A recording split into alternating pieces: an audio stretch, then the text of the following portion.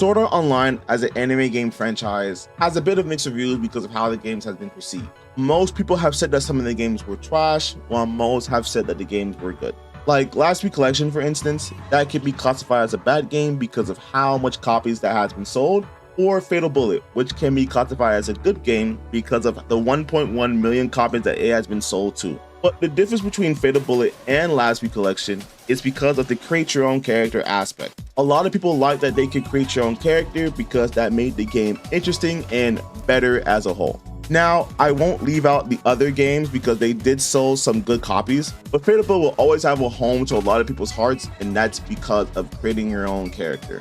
Now, Sword Art Online Fractured Daydream is an MMO JRPG that is going to be released this year to PS5, Xbox Series X or S, and Steam. My guess is going to release in the summer or around November because of the anime release. It shows the cast of SAO that you can play with, such as Kirito, Lady Alicia, Egil, and many more. The boss fights also look pretty dope too. From the trailer, the bosses might be hard to fight, but we do not know for sure. But the difference is we can either fight by ourselves or with 20 total people. I believe that this will be the first game that has added a total of 20 people in multiplayer, and that is a lot of people. We also see that we have chain attacks, which games like Xenoblade Chronicles have, so it will be interesting to see if we have burst moves that we can also use to boost the chain even more.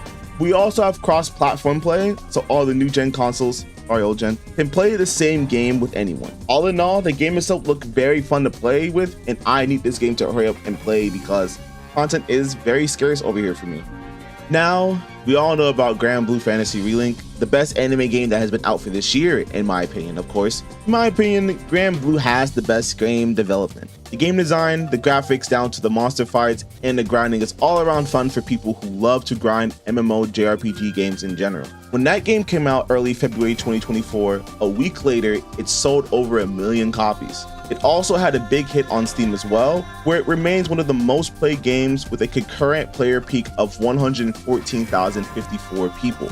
Granblue Fantasy Relink is one of the few growing Japanese RPG games that has launched early 2024 and hit 1 million sales, like RGG studios like a Dragon Infinite Wealth and Atlus's Persona 3 Reload. If we are comparing Granblue Fantasy, one of the most anticipated anime MMO JRPG games to come out, to the Sword Art Online game franchises, I personally believe that they have some work to do. Now, don't get me wrong here, I do believe that this current SAO game that is coming out this year can actually be a good game for the franchise and maybe even rival Fatal Bullet. But with games like those, and even Granblue Relink has, is the ability to play different characters, the character play style is different for every character so that you don't get bored, and the boss fights and farming as a whole for most MMO JRPG games. Looking at the game as a whole, the graphics do look good for a new gen console, the character layouts are not bad, and everything that the game is giving you is overall good. But what most people, including myself, cares about is the character gameplay. Is there any uniqueness when you play different characters, or are they clones from the original? So far, from what I have seen, they do look like they have their own movesets and attack animations, but I'm gonna wait and see when the entire game comes out, then I'll make my own opinion on it. I also want to see how the online aspect of the game is going to handle, because with Granblue, the online is good, but it has its moments where it kicks people out the lobby or the lobby just crashes out of nowhere, which is expected from a game that came out almost a month ago. Since SAO is having a 20-person party with people either from your country or around the world, I do hope that the lobbies can handle having someone from one area that has good connection and someone whose connection is not as good. Honestly, I'm just hoping that this game is actually a good game that the SAO franchise can rival with their own game and many other anime games that has been doing well. What do you guys think? Let me know in the comment section down below about what you guys think about the state of SAO games as a whole, and if the SAO franchise can rival other mainstream popular games like Granblue, Persona, and many more. I personally think that this game can rival some mainstream anime games, but I will hold my breath. But let me know about your opinions in the comment section down below and tell me what you guys think. If you guys also look to your right, I do have a video about how Granblue Fantasy Relink can be a best game of 2024.